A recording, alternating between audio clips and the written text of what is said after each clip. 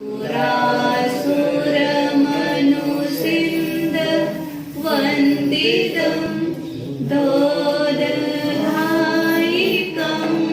अमलं पनमामि वर्तमानं तिक्तं धम्मसकर्तारं से पुनतिथयरे ससौवसिद्धे विशुद्धस्वभावे समनेयदानदंसन चरित तव वीर्यायारे ते सौवे समगं प्रत्येकमेव प्रत्येकं वन्दामि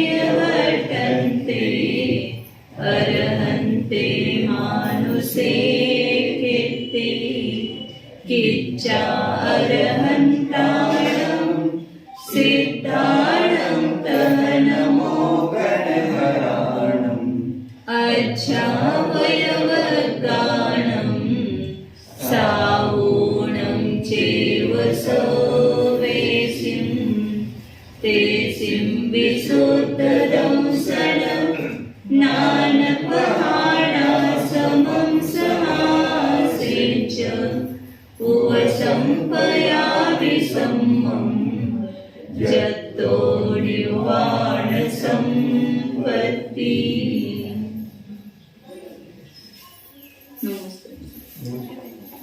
कलिकाल सर्वज्ञ आचार्य कुंद कुंद देव की जय। अध्यात्मूर्ति अमृतचंद्र आचार्य देव की जय। बोलो परम पूज्य जयसेन आचार्य देव की जय। बोलो चारित्र चक्रवर्ती समाधि सम्राट आचार्य शांति सागर जी महाराज की जय। बोलो परम प्रातः स्मरणीय गुरुदेव समंत भद्रमणि महाराज की जय। बोलो परम पूज्य आचार्य प्रवर 108 सुंदर सागर जी महाराज की जय। बोलो परम पूज्य मोदीक्षा गुरु वात्सल सिंधु आचार्य सुरेश सागर जी महाराज की जय। संघ की जय। इथं शास्त्राचं हे सांग पाठीमागे नाही उद्या तिथं आहे ना पाठीमागे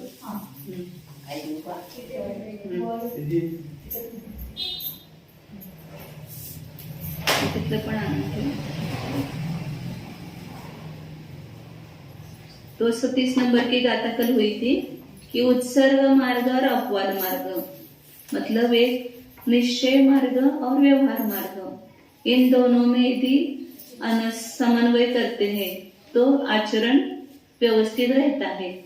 और कभी उत्सर्ग का एकांत करेंगे, निश्चय का एकांत करेंगे और व्यवहार को छोड़ देंगे तो भी श्रामण्य नहीं रहेगा, संयम नहीं रहेगा। और केवल व्यवहार के ही आश्रय करेंगे और निश्चय को छोड़ेंगे तो भी श्रमण मतलब मणिपना नहीं रहेगा। इससे दोनों का बैलेंस बना करके चलना चाहिए, ऐसा कहा। अब उसका ही जैसे आचार्य की टीका में पढ़ते हैं 230 नंबर की गाथा के। अथ निश्चय व्यवहार संज्ञयोः उत्सर्ग अपवादयोः कथंचित परस्पर सापेक्ष भाव विस्थाप्यन् चारित्रस्य रक्षां दर्शयति।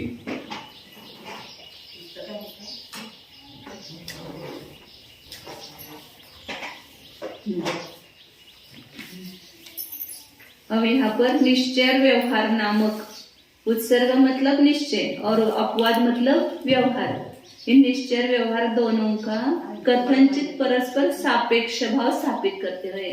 मतलब निश्चय को व्यवहार की अपेक्षा और व्यवहार को निश्चय की अपेक्षा है। दोनों को यदि परस्पर सापेक्ष ग्रहण नहीं करेंगे तो चारित्र की रक्षा नहीं होगी। और दोनों को सापेक्ष भाव से ग्रहण करेंगे, उत्सर्ग को न छोड़ते हुए व्यवहार में प्रवृत्त हो जाओ और व्यवहार को न छोड़ते हुए निश्चय में प्रवृत्त हो, तो उसमें क्या बनेगा, बैलेंस मतलब चारित्र की रक्षा होती है। ऐसा यहाँ पर दिखाते हैं। चलो दो ये गाता ये मेरे हाँ नहीं वो दूसरी लाइन है। चलिए चलो बालो वा उड्डो वा समविहतो वा पुनो गिलानो वा चर्यं चरद सुजो छेदोर्जधान हवदी। उसका ये अर्थ करते हैं। चर्तु आचर्तु किम चारित्रम अनुष्ठानम कथम भूतम स्वयोग्यम स्वकीय अवस्था योग्यम। आचरण करे, कैसा आचरण करे, क्या किसका आचरण करे, चारित्र का मतलब अनुष्ठान। जो भी मुनियों का आचरण है वो आचरण करना चाहिए। कैसे किस प्रकार का आचरण करना चाहिए, तो कहते स्वयोग्यम, स्वकीय अवस्था योग्यम, अपने अपने अवस्था के योग्य। बालक है और बहुत ही उपवास करने लगेगा तो क्या होगा, शरीर का घात होगा। अतिवृद्ध है तो वहां पर भी शक्ति कम हो गई है, तो वहां पर भी ज्यादा तपस्चरण नहीं हो पाएगा, तो उसके योग्य आचरण करना चाहिए। नहीं, हमने तरुण अवस्था में बहुत उपवास किए थे और अभी कैसे छोड़े, अभी भी मुझे करना चाहिए, ऐसा हट करके करेंगे तो क्या होगा, वहां पर संयम का नाश हो जाएगा। कथम यथा भवति, कथम यथा भवति मूले छेद यथा न भवति। मूल का उच्छेद न हो ऐसा आप ध्यान रखो। संयम का मूल से उच्छेद नहीं होना चाहिए। वहां से उच्छेद होगा तो मरण करके स्वर्ग में जाएगा, संयम में रहेगा। या यहाँ पर संयम छोड़ करके एक बार भ्रष्ट होगा तो गृहस्थ अवस्था में जाकर के वास करना पड़ेगा। इसलिए जैसे संयम का उच्छेद न हो वैसे आप चारित्र का आचरण करो। से कह करता चरती, कौन करता आचरण करता है, बालो वा वृद्धो वा श्रमेण अभिहतः पीडितः श्रम अभिहतः वा ग्लानः व्याधिस्थः वा इति। कौन आचरण करे, तो बालक हो या वृद्ध हो या श्रम से पीड़ित है, ज्यादा व्यवहार वगैरह करने से, वयोवृत्ति आदि के कारण, संगम की जिम्मेदारी रहती है उसके कारण श्रम होता है ना, तो श्रम से पीड़ित है। या ग्लान है मतलब रोगी है, रोग के कारण उसके शरीर की शक्ति क्षीण हो गई है, ऐसा है तो वो अपने अवस्था के योग्य आचरण करे। तद्यथा उत्सर्ग अपवाद लक्षण कथ्यते तावत। पहले उत्सर्ग किसको कहते हैं और अपवाद किसको कहते हैं, इसका लक्षण बताते पहले। स्वे शुद्धात्मनः सकाशात् अन्य बाह्याभ्यंतर परिग्रह रूपम सर्वं त्याज्यम इति उत्सर्गः निश्चयमयः सर्व परित्यागः परम उपेक्षा संयमः वीतराग चारित्रम शुद्धोपयोगः इति यावत् एकार्थः। स्पष्ट है। उत्सर्ग का अर्थ क्या है कि एक अपने शुद्धात्मा को छोड़कर अन्य बाह्य अभ्यंतर परिग्रह सब छोड़ने योग्य है, सब कुछ त्याग करना, उसको बोलते उत्सर्ग मार्ग, मतलब अपने शुद्धात्मा स्वरूप में रहना। इसको कहते उत्सर्ग मार्ग। ये वास्तव में श्रमणपणा है, मुनिपणा है, तो वो निश्चय नहीं है। उत्सर्ग कहो या निश्चय नहीं कहो या सर्व परित्याग कहो, परम उपेक्षा संयम कहो, उसको मतलब परम मध्यस्थ भाव, समता भाव या वीतराग चारित्र या शुद्धोपयोग, ये सब एक अर्थवाचक है। इति यावत् एकार्थः। तत्र असमर्थः पुरुषः शुद्धात्मा भावना सहकारी भूतम किमपि प्रास्तुक आहार ज्ञान उपकरण आदिकम गृह्णाति इति अपवादः व्यवहारनयः एक देश परित्यागः तथा च अपहृत संयमः सराग चारित्रम शुभोपयोगः इति यावत् एकार्थः। स्पष्ट है। और उसमें जब असमर्थ होता है, अपने शुद्धात्मा स्वरूप में रहने में असमर्थ है, निश्चय चारित्र का पालन करने में असमर्थ होता है, तब मतलब उसमें टिक नहीं पाता है, ध्यान में लीन नहीं हो पाता है, तो शुद्धात्मा भावना के सहकारी भूत ऐसा दूसरा कुछ ग्रहण करना चाहिए।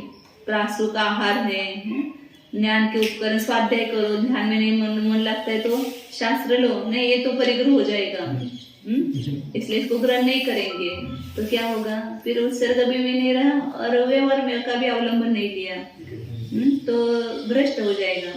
इसलिए प्रासुक आहार ये भी परिग्रह है, प्रासुक आहार ये ज्ञान का उपकरण आदि, तो इसको ग्रहण करता है, ये अपवाद मार्ग है। मतलब मुनि को अपने शुद्धात्मा में लीन होना चाहिए, ये उत्सर्ग मार्ग है, ये राजमार्ग है।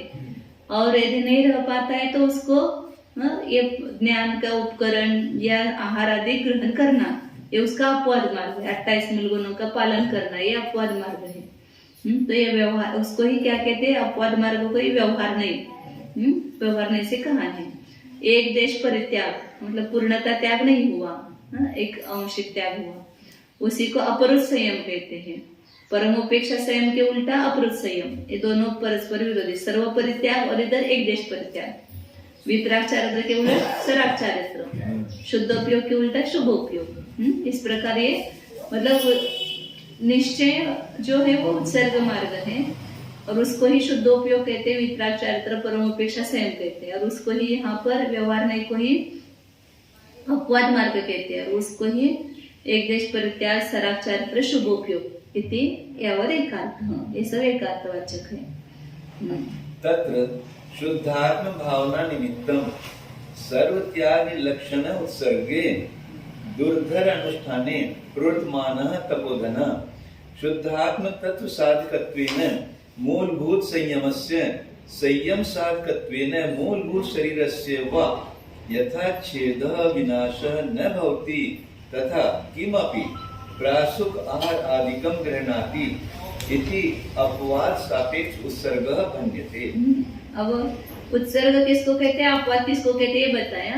अब उत्सर्ग का पालन कर रहा है तो अपवाद की अपेक्षा लेकर के करता है ना। अपवाद सापेक्ष उत्सर्ग कौन है, क्या है, वो बता रहे हैं यहाँ पर कि वहां पर जब शुद्धात्मा की भावना के निमित्त संपूर्ण त्याग जिसका लक्षण है, ऐसे उत्सर्ग रूप अत्यंत दुर्धर कठोर अनुष्ठान करने में वो प्रवर्तमान है। मतलब बाकी कुछ भी न ग्रहण करके अपनी शुद्धात्मा में लीन रहने का पुरुषार्थ कर रहा है, ऐसा तपोधन शुद्धात्म तत्व साधकत्वेन मूलभूत संयम, मूलभूत जो संयम है निश्चय संयम, वो शुद्धात्म तत्व का साधक है होने से, और संयम का साधक होने से मूलभूत कौन है, शरीर। एक पहले संयम को मूलभूत कहा क्योंकि वो शुद्धात्म तत्व का साधक है, और फिर दूसरी बार शरीर को मूलभूत कहा क्योंकि वो संयम का साधक है। संयम का साधक होने से मूलभूत शरीर, मतलब मूलभूत संयम का भी नाश न हो और मूलभूत शरीर का भी नाश न हो, ये दोनों देखना है। तो मूलभूत संयम का नाश नहीं हुआ तो उत्सर्ग मार्ग रहा, और शरीर का नाश नहीं हुआ तो अपवाद रहा। तो मूलभूत शरीर का जैसे छेद मतलब विनाश न हो, मूलभूत का मूलक का छेद न हो, ऐसा उन्होंने कहा ना। मूल क्या है, संयम, और दूसरा है शरीर, तो दोनों का नाश न हो ऐसा कि कुछ थोड़ा सा प्रासुक आहार आदि को ग्रहण करता है। अप्रासुक को ग्रहण करना अपवाद मार्ग नहीं कहा, तो लोगों का ये कहना रहता है कि अपवाद में चलता है सब कुछ, ले लो थोड़ा, क्या होता है। तो प्रासुक आहार आदि को ग्रहण करना यही अपवाद है वास्तव में। तो इसलिए अपवाद सापेक्ष उत्सर्ग होता है, ऐसा कहा है।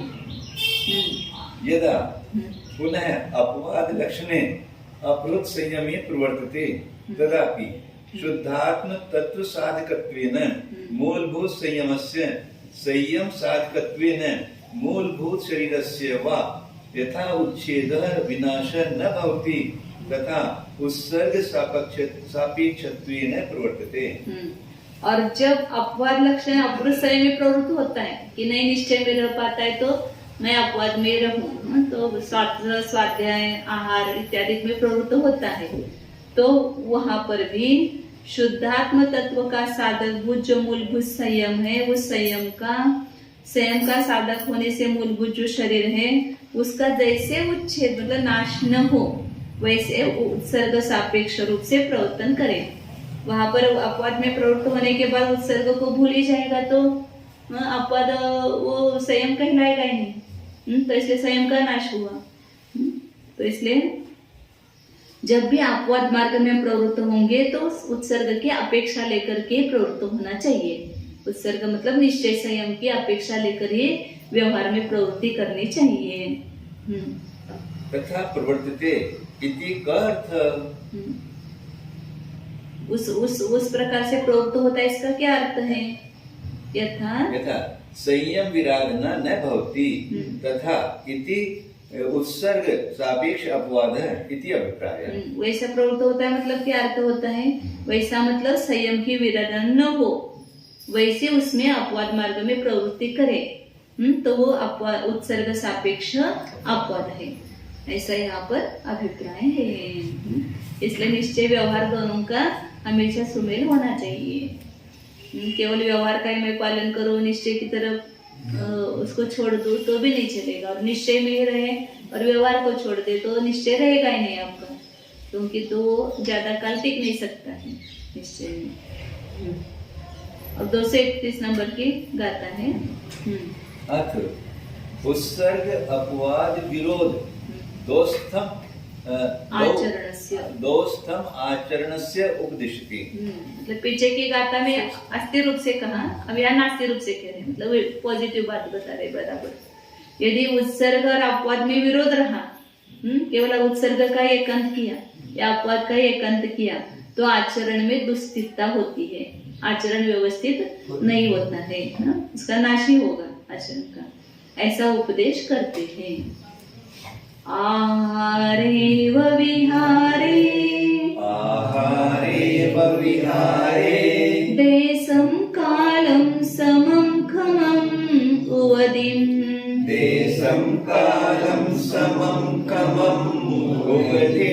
जानिता ते समनो वट्टति जदि अपले विसो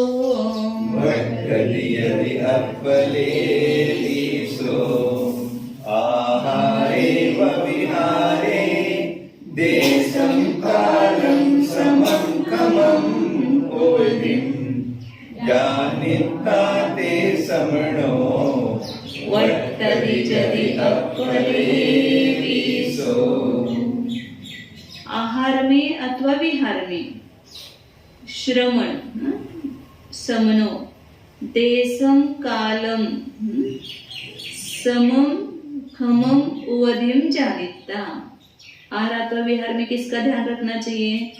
कौन सा देश है, काल कौन सा है, श्रम कितना हुआ है अपना, और उपधि मतलब ये शरीर वृद्ध है या बाल है, कैसा है ये उपधि, इस प्रकार जान करके ते समनो, ये श्रवण उनको जान करके वट्टदि प्रवृत्त हो, यदि अपले वेसो, भले थोड़ा सा लेप हो जाए, थोड़ा सा बंद हो जाए, तो भी वहां पर वो देख करके विवेक से प्रवृत्ति करो। अब हम अन्य समय में उपवास करते हैं, गर्मी के दिन है, तभी भी आप उपवास करने लगेंगे तो क्या होगा? आकुलता होगी ना, संयम नहीं टिक पाएगा। इसलिए वो देखो काल कौन सा है।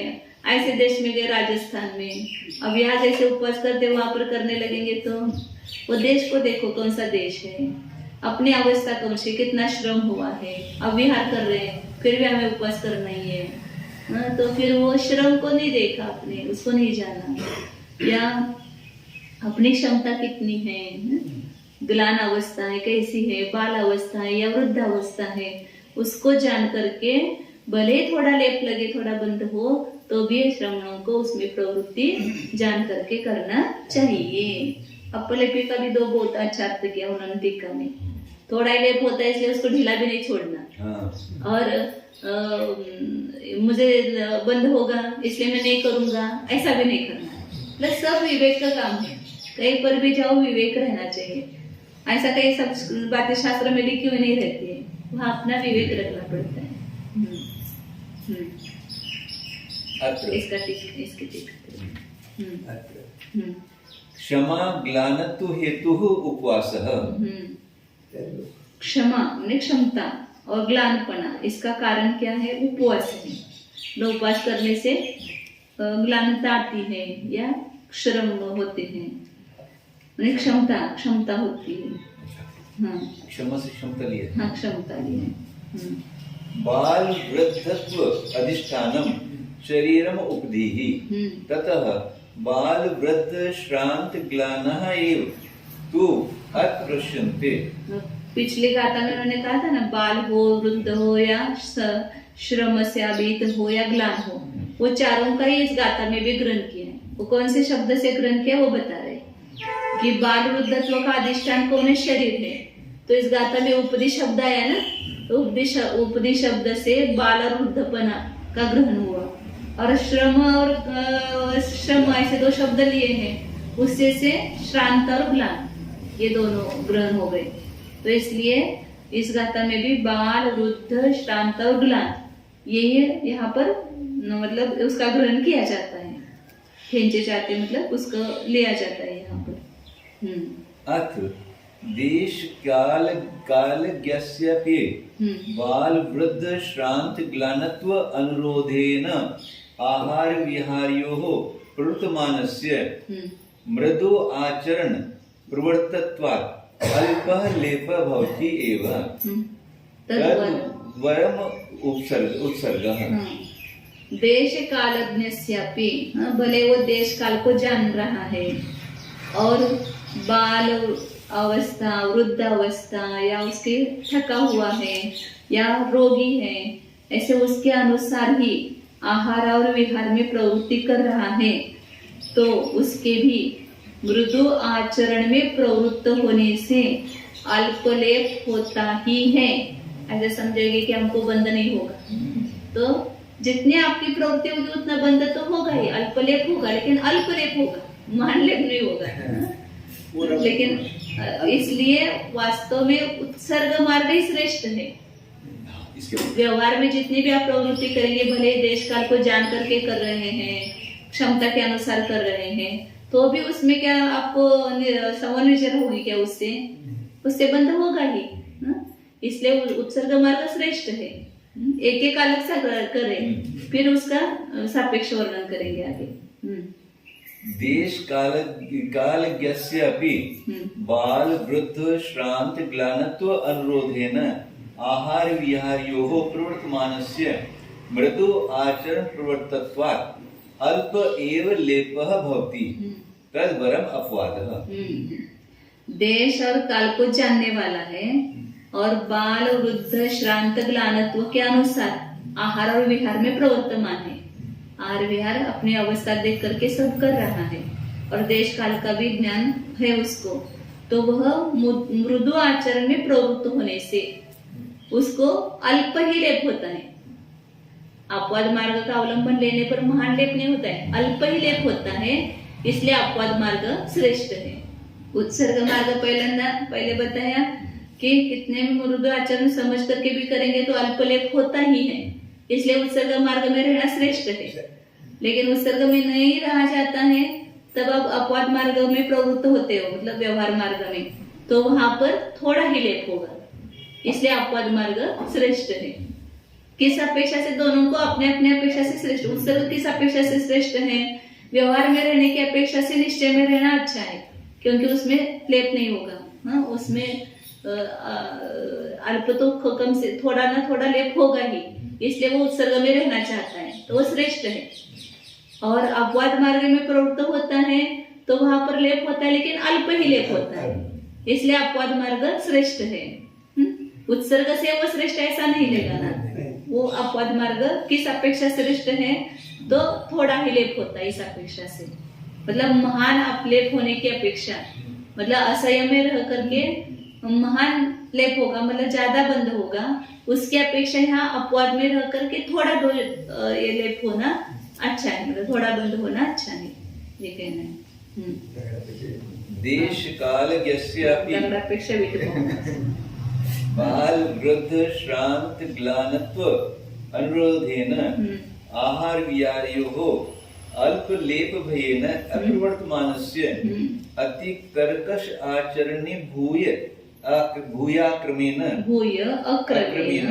शरीरं पातयित्वा सुरलोकं प्राप्य उद्ध्वान्त समस्त संयम अमृत भारस्य तपसः अनवकाशतया अशक्य प्रतिकार महान लेप भवति तन्न श्रियान अपवाद निरपेक्ष उत्सर्ग श्रेष्ठ ऐसा कहा था, लेकिन अपवाद निरपेक्ष उत्सर्ग श्रेष्ठ नहीं है, ये बता रहे हैं।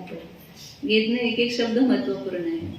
देश काल को जानता भी है और बाल वृद्ध अपने श्रांत या ग्लानपना के अनुसार आहार और विहार में अल्पलेप के भय से, मैं आहार करूंगा तो मुझे बंद होगा, इसलिए उपवास करना है मुझे अच्छा है, ऐसा मान करके वो अपवाद में प्रवृत्त होने से डर रहा है। अपवाद बार कभी अल्पलेप के भय से मुझे बंद होगा, इसके भय से उसमें प्रवृत्त नहीं हो रहा है। अप्रवर्तमानस्य, कभी कभी होता है ना, ये मैंने छोड़ा है, ये मैं कैसे ग्रहण करूं, या मेरा तो ऐसा नियम है, मतलब उपवास करने का नियम है, मैं आहार कैसे करूं, ऐसे भय से वो करते नहीं है उपवास वगैरह, मतलब आहार वगैरह। तो आचार्य कह रहे कि उसमें यदि अल्पलेप के भय से प्रवृत्त नहीं हो रहा है और कर्कश आचरणीय रूप हो करके, मतलब उसने आहार को ग्रहण ही नहीं किया, वैसे वो त्याग किया सब कुछ, तो क्या किया उसने, अक्रमेण शरीरम पातयित्वा, अकाल में मरण किया। अक्रम से ही शरीर का घात हुआ। षोडश काल के उपवास में 16 करना है उपवास, तो मैं वो उपवास बीच में नहीं छोड़ूंगी, पूरा करूंगी, पूरा करो फिर मत करो, स्वर्ग में जाओ। ऐसा हुआ है कितने लोगों का, हमने देखा है 2-3 तो हमारे सामने हुए हैं, 16 उपवास करके समाधि हो गई उनकी। तो शरीर अक्रम से शरीर का नाश करके क्या हो गया, देवलोक को प्राप्त हो करके, फिर वह कितना संयम पालन करेंगे, या थोड़ा भी छोड़ने के लिए तैयार नहीं थे, वह कितना करेंगे संयम। उन्होंने क्या किया, संपूर्ण संयम रूपी अमृत के भार का वमन कर दिया। पूरा संयम में गए ना ये वहां पर, यहाँ पर थोड़े लेप के भय से आपने उपवास को नहीं छोड़ा, आहार ग्रहण नहीं किया, तो संपूर्ण संयम रूपी अमृत के भार का वमन कर दिया। अल्प उम्र में सिंह निष्क्रिय तुरंत किया। अब वो अपने है क्या, ताकत है क्या वो, और वो हमने अभी लिया है, हमने उसको छोड़ेंगे तो फिर क्या हो गए, समाधि हो गई। तो अल्प समय में समाधि होकर के स्वर्ग में जाकर के रहते, यहाँ रहते तो 40-50 साल तक अभी और संयम का पालन कर सकते थे। लेकिन ऐसा ये विवेक रखना है, ये बताना है यहाँ पर, संपूर्ण संयम रूपी अमृत के भार का वमन कर दिया तो तपस अनवकाश होता है, वहां तो तप का अवकाश ही नहीं है। यहाँ तो भले एक बार भोजन करके और एक तो उपवास कर सकता था, लेकिन वहां तो अब तप के लिए अवकाश ही नहीं रहा स्वर्ग में। तो फिर अशक्य प्रतिकार, अब उसका आप प्रतिकार नहीं कर सकते हो। चतुर्थ गुण स्थान में अविरति के निमित्त से महान बंध हो रहा है। यहाँ पर व्यवहार अपवाद मार्ग में प्रवृत्त होते तो वो महान बंध तो नहीं होता, जो 6-7वें गुणस्थान के योग्य जो अल्प बंध है वो उतना होता, लेकिन यहाँ पर नीचे के गुणस्थान में आ गया तो महान बंध हो गया, इसलिए महान लेप भगवती। और तत इसलिए तत् न श्रेयान अपवाद निरपेक्ष उत्सर्ग, इसलिए अपवाद रहित, अपवाद की अपेक्षा न लेकर केवल उत्सर्ग मार्ग का हम अनुसरण करेंगे तो वो श्रेयस्कर नहीं है। मतलब किसके कभी आहार करने में डरो मत, वहां पर एक बार भोजन की आपको सुविधा दिए ना, कभी एक उपवास नहीं हुआ तो भी चल, यदि शक्ति नहीं है तो शक्ति को भी नहीं छिपाना, आगे भी बताएंगे। अपवाद भी में प्रवृत्त हो गए तो उत्सर्ग को छोड़ ही दिया, ऐसा भी नहीं करना है। अपवाद निरपेक्ष उत्सर्ग श्रेष्ठ नहीं है, क्योंकि उससे अकाल में मरण होकर के स्वर्ग आदि की प्राप्ति होगी, तो वहां असंयम में ही जाना पड़ेगा। इसलिए कभी जल्दी नहीं करना मरने की, जल्दी समाधि करना है। जल्दी समाधि करके क्या करेंगे, जब जितना मनुष्य भाव में रह सकते उतना संयम का पालन करके, संयम में रह करके, उस मनुष्य भाव में जो संयम मिला, एक एक समय में जितना संयम हम पालन कर सकते हैं, असंख्यात गुणी निर्जरा होती, असंख्यात समय प्रबोधों की निर्जरा हो रही, और असंयम में जाने के बाद कितनी निर्जरा होगी, कुछ भी निर्जरा नहीं होगी। इसलिए लास्ट समय में भी जल्दी नहीं हमसे लेना ये लेना, ऐसा जितना तब हो सकता है उतना करो यहाँ पर। हाँ, जिस दिन ऐसा प्रसंग आएगा कि हाँ संयम का पालन हो ही नहीं सकता इस शरीर के द्वारा, तब इसको छोड़ो। लेकिन संयम का पालन जितना हो सकता है उतना इस शरीर से करवाओ, संयम का पालन। देश काल यस्य अपि बाल वृद्ध श्रांत ग्लानत्व अनुरोधेन आहार विहारयोः अल्पलेपत्वं विगण्य यथेष्टं प्रवर्तमानस्य मृदु आचरणीभूय संयमं विराध्य असंयत जनसमानीभूतस्य तदात्वे तपस्य अनवकाशतया अशक्य प्रतिकार महान लेप भवति तन्न श्रेयान उत्सर्ग निरपेक्ष अपवादः। अब यहाँ पर ये दूसरा वो स्वर्ग में जाकर असंयमी हुआ। अब ये दूसरा कौन है? अपवाद का ही आचरण करने वाला, उत्सर्ग को छोड़ देता है। तो उसकी अपेक्षा बता रहे, देश काल को जानते हुए भी और बाल वृद्ध श्रांत थका हुआ या ग्लानपना इसके अनुसार ही आहार विहार में प्रवृत्त हो रहा है। और वो प्रवृत्त होते समय वो क्या विचार करता है, इसमें तो थोड़ा ही बंद होता है, क्या तो क्या बिगड़ता है। इसलिए अल्पलेपत्व को न गिन करके मुझे कुछ नहीं होता है आहार में प्रवृत्त होने पर या दोष लगाने पर, इसलिए अल्पलेपत्व को न गिन करके यथेष्टम प्रवर्तमानस्य मतलब उस अपवाद मार्ग में ही यथेच्छ प्रवृत्ति करता है। और इसलिए मृदु आचरणी भूय अत्यंत मृदु आचरण वाला होकर के संयमम विराध्य जो निश्चय संयम है उसकी विराधना करके असंयत जन समानीभूत से मुनि होते हुए भी ऐसा हो गया, द्रवलिंगी हो गया, असंयम के समान हो गया। उसको असंयम और मिथ्यात्व के निमित्त से होने वाले मिथ्यात्व में गया तो वो भी बंद होगा।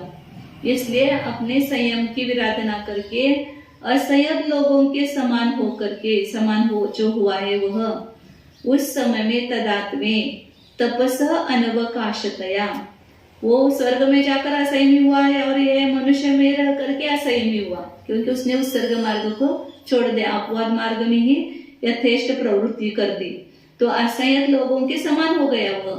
तब उस काल में तप का अवकाश ही नहीं है। भले विद्या दृष्टि होकर के बाहर का कितना भी तपस्या करे तो भी वह तप नहीं है ना। तप का अवकाश न होने से उसको महान बंध हो रहा है, अविरति जनित मिथ्यात्व जनित बंध हो रहा है। तो उस महान लेप का प्रतिकार नहीं कर सकते, अशक्य प्रतिकार क्योंकि अंतरंग में ही संयम से च्युत हो गया तो उसको महान बंध होगा ही। इसलिए श्रेय उत्सर्ग को छोड़ करके केवल अपवाद मार्ग श्रेष्ठ नहीं है। अब उत्सर्ग की अपेक्षा लेकर अपवाद मार्ग में प्रवृत्ति करो और अपवाद का अपेक्षा लेकर के उत्सर्ग मार्ग का अनुसरण करो। दोनों में उत्सर्ग और अपवाद में मैत्री रखो, ये बताना है। यदि उन दोनों में मैत्री नहीं रहेगी तो आपका घाती होगा, संयम का घाती होगा। दोनों में संयम का घात है। उत्सर्ग केवल उत्सर्ग मार्ग में ही रह करके यदि अपवाद को छोड़ दिया तो उसमें भी संयम का घात है और केवल अपवाद मार्ग में प्रवृत्ति की उत्सर्ग को छोड़ दिया तो संयम ही नष्ट हो गया, मूलभूत संयम ही नष्ट हो गया।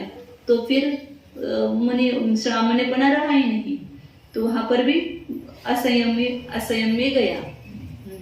अतः सर्वथा उत्सर्ग अपवाद विरोध दोस्थित्यम आचरणस्य प्रतिषेध्यम तदर्थम एव सर्वथा अनुगम्यः च परस्पर सापेक्ष उत्सर्ग अपवाद विजृंभित वृत्ति स्यात्वादः। इसलिए क्या करना चाहिए?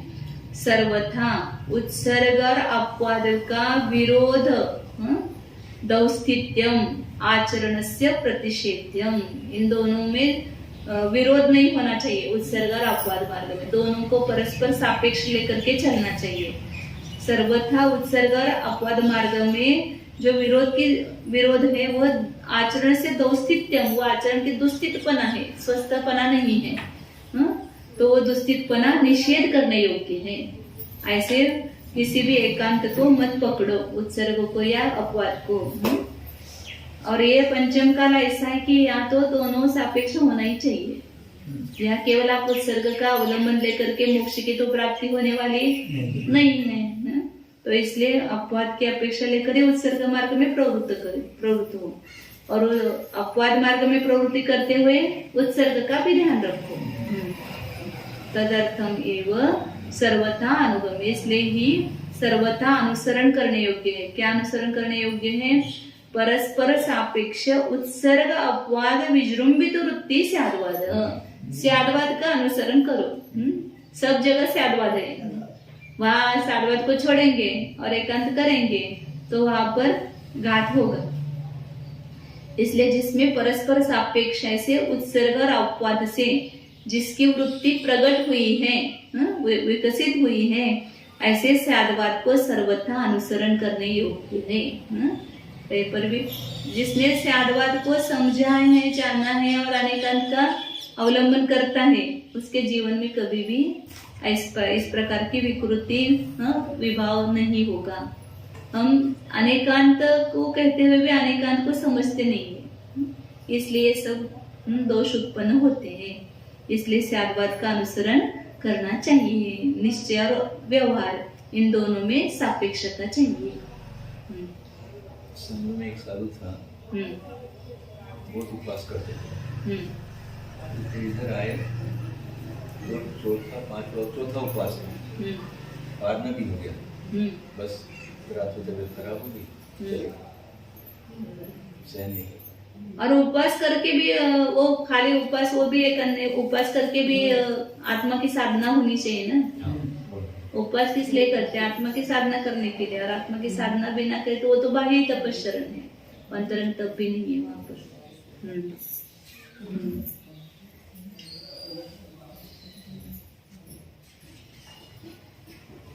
इसको इसमें एक अच्छा सेंटेंस है, इस प्रकार का वर्तन करना चाहिए जिसमें हट भी न हो और शिथिलता का भी सेवन न हो। हट भी न हो और शिथिलता का भी सेवन न हो। मतलब अमुखी करना है मुझे, ऐसा हट भी नहीं करना, और ऐसा नहीं कि सब कुछ करने योग्य तो शिथिल ही हो गया, ऐसा भी नहीं। जैसे आचार्य की टीका पढ़ते हैं। अर्थ अपवाद निरपेक्षम उत्सर्गम तथा एव उत्सर्ग निरपेक्षम अपवादम च निषेध्यन चारित्र रक्षणाय व्यतिरेक द्वारेण तमेव अर्थम दृढ़यति। अपवाद निरपेक्ष उत्सर्ग मतलब अपवाद को छोड़ करके, मतलब व्यवहार को छोड़ करके निश्चय, और उसी प्रकार निश्चय को छोड़ करके अपवाद, ये दोनों का भी निषेध करते हुए चारित्र के रक्षण के लिए व्यतिरेक द्वारा, मतलब निषेध पूर्वक। पिछले गाथा में अन्वय रूप से कहा था कि ऐसा करना चाहिए, और यहाँ पर ऐसा नहीं करना चाहिए। ऐसे व्यतिरेक के द्वारा उसी अर्थ को दृढ़ करते हैं। कोई भी बात अस्ति और नास्ति दोनों से पक्की होती है। अपन बच्चे को भी ऐसा ही उपदेश देते हैं ना, पढ़ाई करो, मस्ती मत करो। अब पढ़ाई करो इतना हो गया बस, की आगे का वाक्य क्यों बोला? तो निषेध किए बिना आपने तो पढ़ाई करने के लिए कहा था, मस्ती मत करो कहा था। इसलिए मस्ती भी करेगा तो होगा। इसलिए दोनों बात बताएंगे तब वो बात आपकी पक्की होगी। चुप बैठो, बोलो मत। अब चुप बैठो में बोलो मत आ गए ना, लेकिन दोनों बोले बिना आप हमेशा भी व्यवहार के आपकी देखो भाषा, अपनी सबकी भाषा ऐसी होती है। विधि कहेंगे वो आदमी निषेध कहेंगे तो ही वो दृढ़ता आती है उसमें। इसलिए आचार्य भी पहले गाथा में उन्होंने सुस्थितपना बताया था, यहाँ पर दुस्थितपना, विधि और निषेध दोनों को व्यतिरेक के द्वारा यहाँ उसी पीछे के विधि रूप अर्थ को ही दृढ़ करते हैं। वर्तते प्रवर्तते स कः कर्ता शत्रु मित्रादि समचित्त श्रमणः। प्रवृत्त होता है, कौन प्रवृत्त होता है? श्रमण। श्रमण मतलब किसको कहते हैं? श्रमण किसको कहना? कि जो शत्रु मित्रादि में जिसका समान भाव है, समचित्त है। शत्रु आए तो उसके प्रति द्वेष है, क्यों आ गया मेरे दर्शन के लिए, और यहाँ पर क्या मुझे मेरी निंदा करेगा क्या, तो इसी दृष्टि से उसको द्वेष की दृष्टि से देखना। और कोई आता है अपना मित्र तो उसके प्रति राग भाव करना, ऐसा ये साधु का स्वरूप नहीं है। कोई शत्रु भी आ जाए या मित्र भी आ जाए तो दोनों में समान भाव होता है, वो श्रवण है। यदि किम यदि चेत अल्पलेपी स्तोक सावध्य भवति कयोः विषयोः वर्तते। वह भले ही अल्पलेपी मतलब थोड़ा ही पाप युक्त होता है। किस विषय में पाप युक्त होता है? आगे हाँ। पूरा ही पढ़ लीजिए। कयोः विषयोः वर्तते। तपोधन योग्य आहार विहारयोः किं कृत्वा पूर्वं ज्ञात्वा कान् तान् कर्मता आपन्नान् देशं कालं मार्गादिश्रमं क्षमां क्षमतां उपवास आदि विषये शक्तिं उपधिं बाल वृद्ध श्रांत ग्लान संबंधिनं शरीर मात्र उपधिं परिग्रहम् इति पंच देशादीन तपोधन आचरण सहकारी भूतानि इति। सहकारी भूतानि। तो किस विषय में अल्पलेप होता है? तपोधन के योग्य आहार और विहार में। पहले क्या करके? तो जान करके। क्या जान करके? तो कहते कि देश को, कौन सा देश है, कौन सा काल है, मार्ग आदि में कितना श्रम हुआ है, उपवास आदि के विषय में अपनी कितनी क्षमता है, कितनी शक्ति, कितना उपवास में कर सकता हूँ, ऐसी शक्ति को। और उपधि मतलब शरीर को, शरीर कैसा है, बाल है या वृद्ध है या थका हुआ है या ग्लान है, ऐसे संबंधित शरीर को, शरीर मात्र उपधि को, मतलब उपधि मतलब परिग्रह को, इन पांच देशाधिकों को, यही है ना। तपोधन आचरण सहकारी भूतान, जो तपोधन के आचरण में सहकारी भूत है कौन? देश काल और अवस्था, कौन सी? बाल वृद्ध वगैरह अवस्था, ये आचरण में सहकारी कारणभूत है। उनको जान करके प्रवृत्ति करता है तो उसको अल्पलेप होता है, थोड़ा ही पाप होता है। तथा ही इसका खुलासा करते हैं। पूर्व कथित क्रमेण तावत् दुर्धर अनुष्ठान रूप उत्सर्गे वर्तते। तत्र च प्रासुक आहार आदि ग्रहण निमित्तम अल्पलेपं दृष्ट्वा यदि न प्रवर्तते तदा आर्त ध्यान संक्लेशेन शरीर त्यागं कृत्वा पूर्वकृत पुण्येन देवलोके समुपद्यते। पहले बताए हुए क्रम से दुर्धर अनुष्ठान रूप उत्सर्ग में प्रवृत्त होता है। 1 महीने का उपवास, 15 दिन का उपवास वगैरह ऐसे दुर्धर अनुष्ठान में प्रवृत्त होता है। तत्र और वहां पर प्रासुक आहार आदि के ग्रहण के निमित्त से मैं आहार ग्रहण करूंगा तो मुझे थोड़ा लेप होगा, अल्पलेप होगा, ये देख करके उसमें प्रवृत्ति नहीं करता है। उस अल्पलेप के भय से उसमें प्रवृत्ति मतलब उस अपवाद मार्ग में प्रवृत्ति नहीं, मतलब आहार नहीं लेता है, उस अनुष्ठान में रहता है, दुर्धर अनुष्ठान में। तब आर्त ध्यान संक्लेश है ना, अंदर तो भूख लगी है, वेदना हो रही है, पीड़ा सही नहीं जा रही है और इधर तो मुझे उत्सर्ग मार्ग नहीं छोड़ना है, ऐसा हट करके उसमें प्रवृत्ति करता है। तो आर्त ध्यान संक्लेश से शरीर का त्याग करके क्या करता है? पूर्वकृत पुण्य न, पहले जो उसने तपस्या किया है उस पुण्य से उसको देवलोक मिलेगा, स्वर्ग में जाएगा, क्योंकि इसमें गया है वो संयम में। तो पूर्वकृत पुण्य से देवलोक में उत्पन्न होता है। तत् संयम अभावात महान लेप भवति। और फिर वहाँ कितना दुर्धर अनुष्ठान करेगा, वहाँ तो संयम ही नहीं है, तो संयम का अभाव होने से महान बंध होता है, संयम के निमित्त से भी बंध वहाँ पर हो रहा है।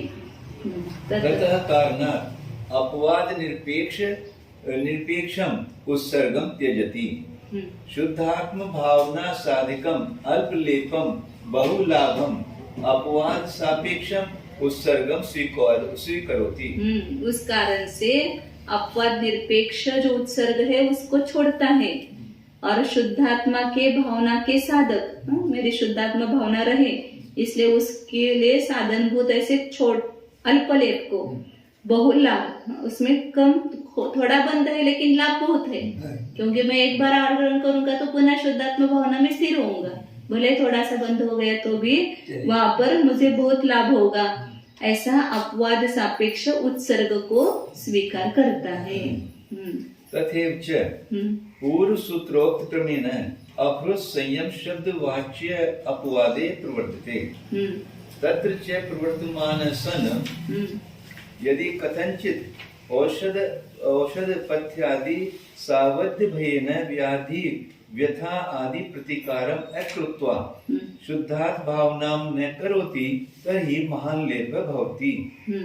अथवा प्रतिकारे प्रवर्तमानः अपि हरित किव्याजेन गुडभक्षणवत् इंद्रिय सुख लंपट्येन संयम विराधनां करोति तथापि मान लेप भवति।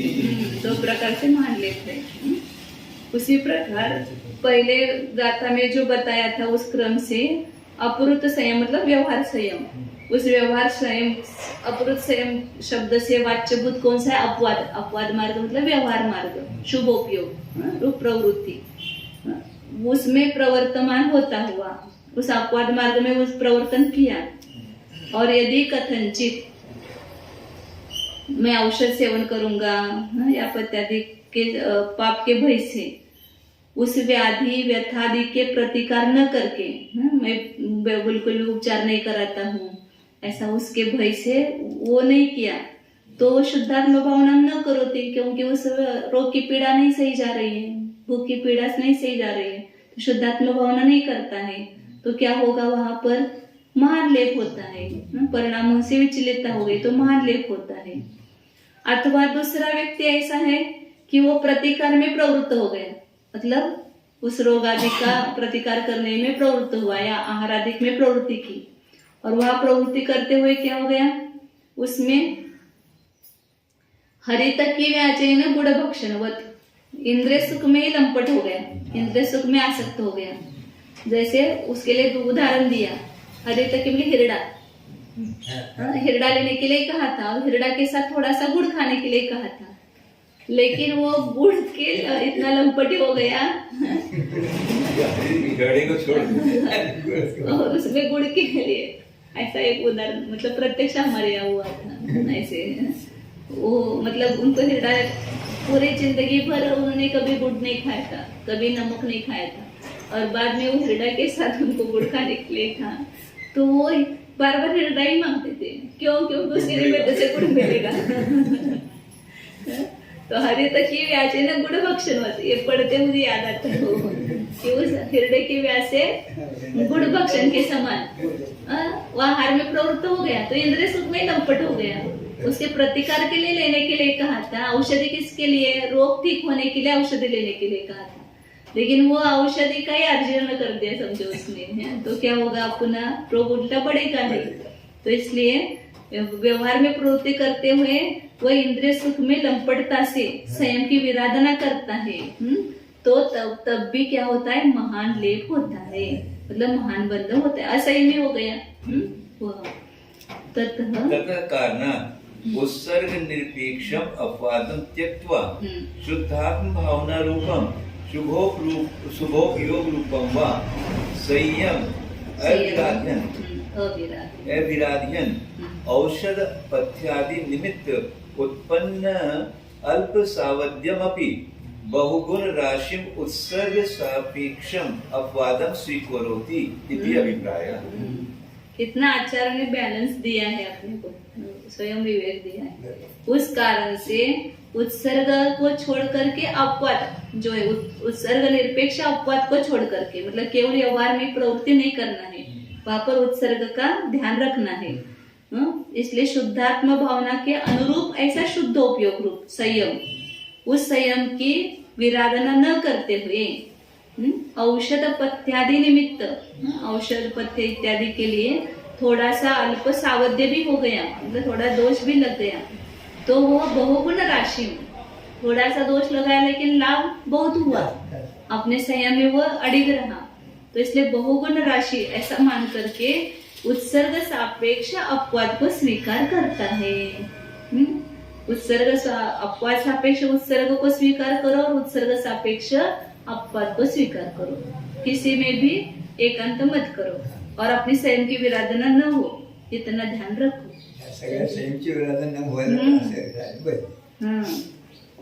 एवं एवं उव्यरणम जिन्मग्गे इत्यादि एकादश गाथाभिः अपवादस्य विशेष विवरण रूपेण चतुर्तिस्रं व्याख्यानं व्याख्यान। इस प्रकार उपकरण जिनमगे वहां से शुरू किया था। इस प्रकार 11 गाथाओं के द्वारा अपवाद का विशेष विवरण रूप से चौथा स्थल समाप्त हुआ है, उसका व्याख्यान हुआ।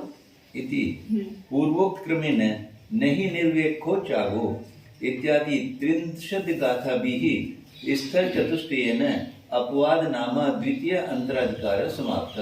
इस प्रकार नहीं निर्वेक्ष चागो इस गाथा से प्रारंभ करके 30 गाथाओं के द्वारा ये 4 स्थलों के द्वारा दूसरा अंतराधिकार, 2 अंतराधिकार हो गए, तीसरे अधिकार में 2 अंतराधिकार हो गए।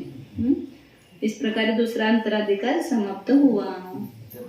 अब आगे का बता रहे हो, कल पढ़ते हैं, कल पढ़ेंगे। तो ये आगे का है, अब बहुत अच्छा सुंदर आने वाला है। वास्तव में मोक्ष मार्ग क्या है वो बताया है। मुनि का है दूसरा नाम मोक्ष मार्ग है, निर्ग्रंथ है मोक्ष मार्ग है और उसका बहुत सुंदर वर्णन है।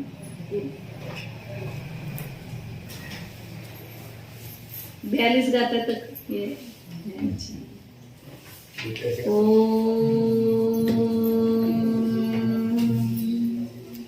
जानिए यह मैं शुद्ध चैतन्यमय जीव ही हूँ। अपने को जानिए। हमने स्व को क्या मान लिया है, देखो अंतर में भीतर में मैं कौन हूँ इसका विचार करो। मैंने अपने को इस द्रव्य पर्याय को ही मैं मान लिया है। मैं पुरुष, मैं स्त्री, मैं व्रती, मैं अव्रती, मैं गृहस्थ, मैं मुनि, ये मेरा रूप नहीं है। मैं वकील, मैं डॉक्टर, मैं इंजीनियर, मैं शिक्षक, इसको ही हमने अपने मैं का रूप मान लिया है। लेकिन ये सब रूप अध्रुव है, अनित्य है, ये मेरा रूप नहीं है। मैं तो अनादि अनंत एक शाश्वत स्वरूप हूँ, ध्रुव हूँ, अखंड ज्ञान स्वरूप हूँ। देखिए भीतर इस अपने असली स्वरूप को देखिए। इस स्त्री पर्याय के भीतर कौन बसा हुआ है कि जो पहले से ही यहाँ आया हुआ है, पहले भी था। मैं जब स्त्री नहीं थी तब भी था, उसके पहले था। इस प्रकार अनादिकाल से मैं हूँ और अनंत काल तक मैं रहूंगा। वह मेरा कौन सा रूप है? वह मेरा चैतन्य स्वरूप है, विज्ञान घन स्वरूप है। मेरे संपूर्ण असंख्यात प्रदेशों में यह ज्ञान रस भरा हुआ है, चैतन्य रस भरा हुआ है। वही मेरा सदा रूप है। इस स्वरूप से मैं अविनाशी हूँ। उस अपने रूप को पहचानो, यही पर है भीतर। अंदर ही मेरा ये चैतन्य स्वरूप विराजमान है। जितना शरीर है उतना ही चैतन्य का आकार है, चैतन्य बसा हुआ है। लेकिन शरीर चैतन्य नहीं है, यह शरीर जीव नहीं है। उस शरीर के शरीर यह पड़ोसी है, उसके पास देखो। शरीर के संपूर्ण प्रदेशों में जो चैतन्य है, उस एक अखंड चैतन्य को स्वरूप से ग्रहण करो, उसकी अनुभूति करो। ये जो चैतन्य है वही मैं हूँ, मैं अन्य कुछ नहीं हूँ।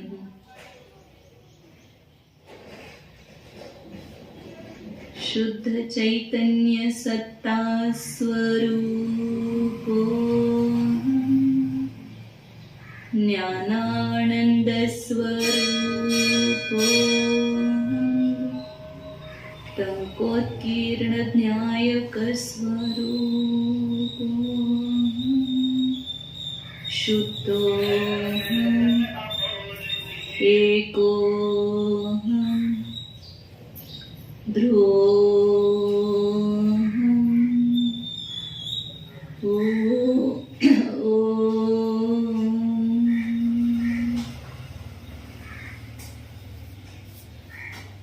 विसर्जन.